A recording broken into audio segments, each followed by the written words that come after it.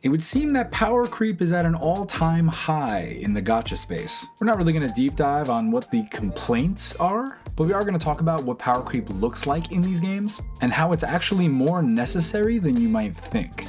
I am stepping into some dangerous territory with this video, so let's see what you guys think.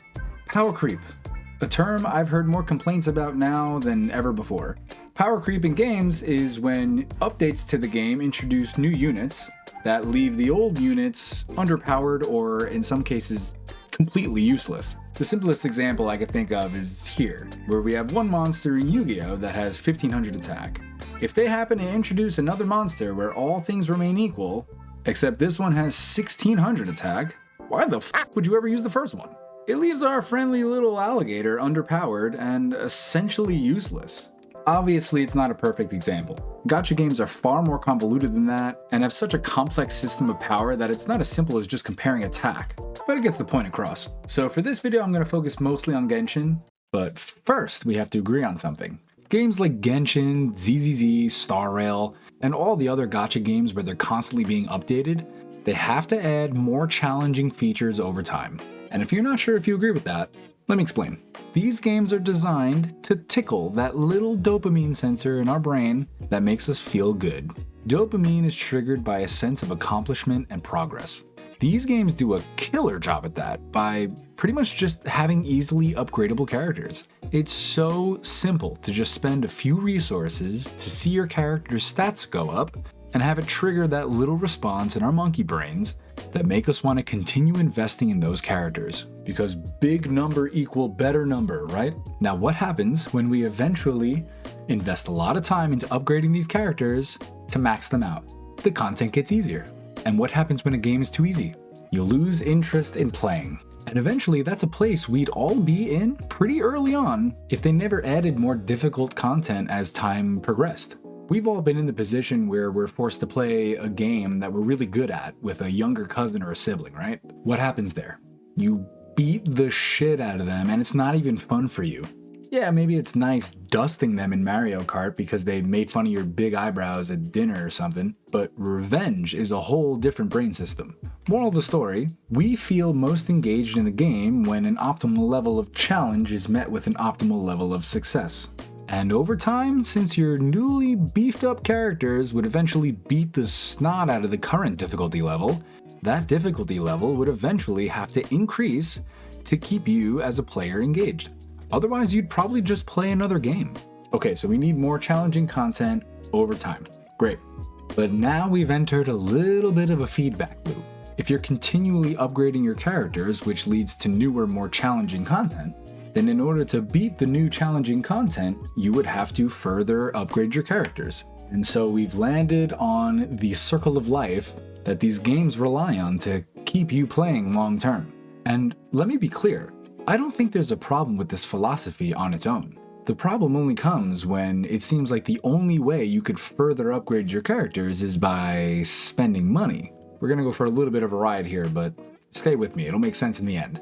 We're all familiar with the wishing system in all these games, whether it's an actual wish from Genshin, signal search from ZZZ, or warps in Star Rail.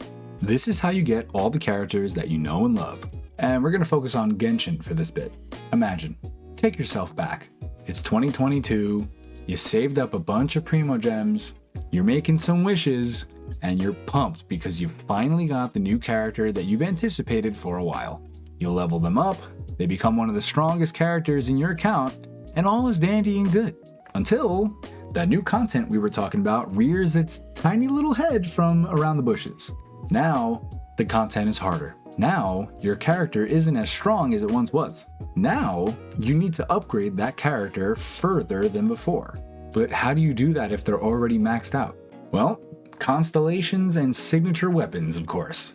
There are systems in all of these games that allow you to gather multiple constellations or mindscapes or eidolons or signature weapons, W-engines, light cones of your favorite characters so that they can push up their ceiling and keep up with the meta that's ever changing. Constellations are extra bumps to the character for every additional copy of the character that you get.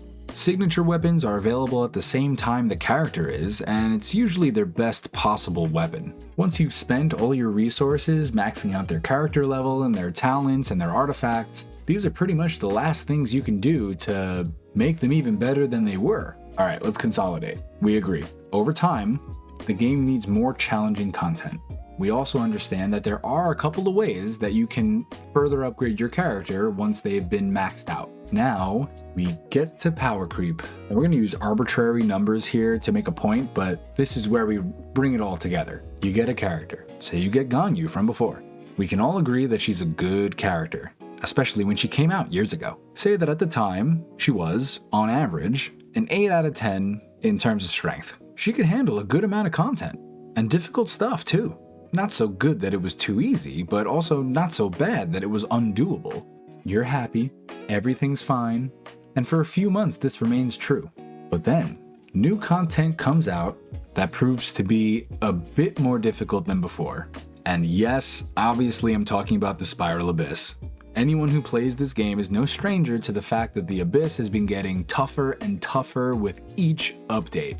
And because of this, Ganyu has now dropped from that 8 out of 10 on the strength scale to, say, a 7 out of 10. Also, a new character's coming out. Kamisato Ayaka. That's exciting, and she looks cool. Now her banner is here, and you could get her, but you've already invested a ton of resources and time into Ganyu. What do? What could incentivize you just enough to pull the trigger and spend your hard-earned Primo Gems to wish for Ayaka?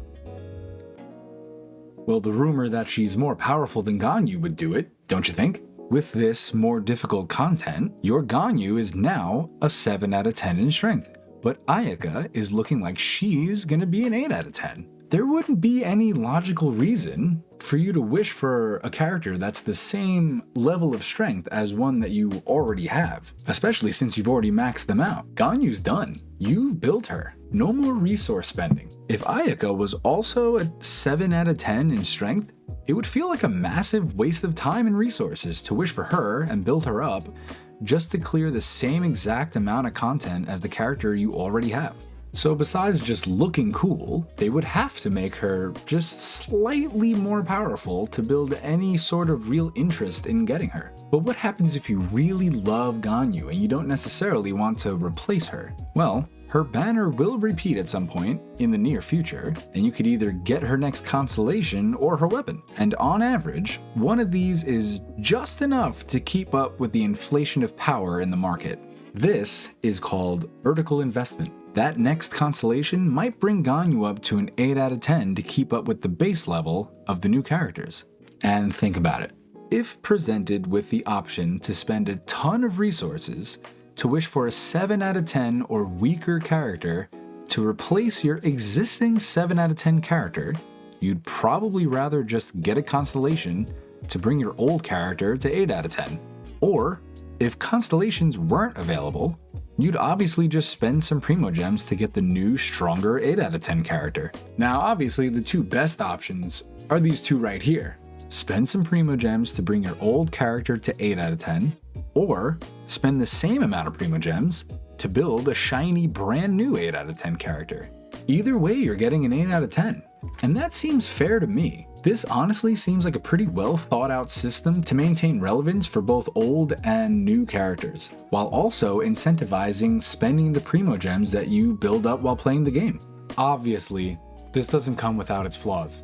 This all ties back to what I was talking about before with the thought that in order to keep up with the meta, you have to spend money. And that's unfortunately a factor. You might not have enough Primo Gems to guarantee a character, and if you can't upgrade your characters, nor can you wish for new ones, now you're in a situation where your characters are losing value. And the only way to get more Primo Gems quickly is to buy them. You just whip out your little magic money device and pay for it. And this whole thing has become more of a problem now than ever before. Some of the new characters that have come out have pushed the power ceiling so much higher and more aggressively than before. Before, it would be the difference of that 7 out of 10 and 8 out of 10. But now it's like you could get every constellation for your old character and their weapons, and even still getting one copy of the new character would outclass them. It also doesn't help when the updated content in the game is so heavily catered towards the new characters that it feels like your only options are to get them or you lose. And here lies the root of the current problem of power creep, when it feels like the only way you can keep up with the changes of the game is to spend money. And if Hoyoverse was more generous with the amount of Primo Gems you can save just by playing the game, this would be a non-issue. Oh, there's a new badass character that can beat everything relatively easy? Okay, I have a ton of Primos, let me just get them. Yeah, wake up, kid. So here's what I'm trying to say. Incremental power creep is necessary in order to keep your interest in playing the game long term. But it's best served in small portions. And to be clear, I am not defending Hoyoverse, but do you know how difficult it is to make a character that looks cool, has an interesting and creative kit, is sufficiently powerful but not too powerful, does something unique, and synergizes with a few of the other 95 characters in the game? That's tough shit. And Genshin has done a killer job with it up until recently. This last version of the game has been the most obvious form of power creep that we've pretty much ever seen, which is pretty good for a game that's been updated every 3 weeks for the past 4.5 years. I think a simple solution here would be to be more mindful about keeping the creep at the same level that an average constellation would give a character. That way you can either vertically invest in the old character or get the new character without feeling like you're missing out on too much. These are my thoughts, and I know everyone's gonna have a different opinion on this, and I'm sure I'm gonna have to fight a couple of you, but that's the name of the game, whatever. Let me know what you think. Leave a comment, and I'll see you for the next one. Ciao.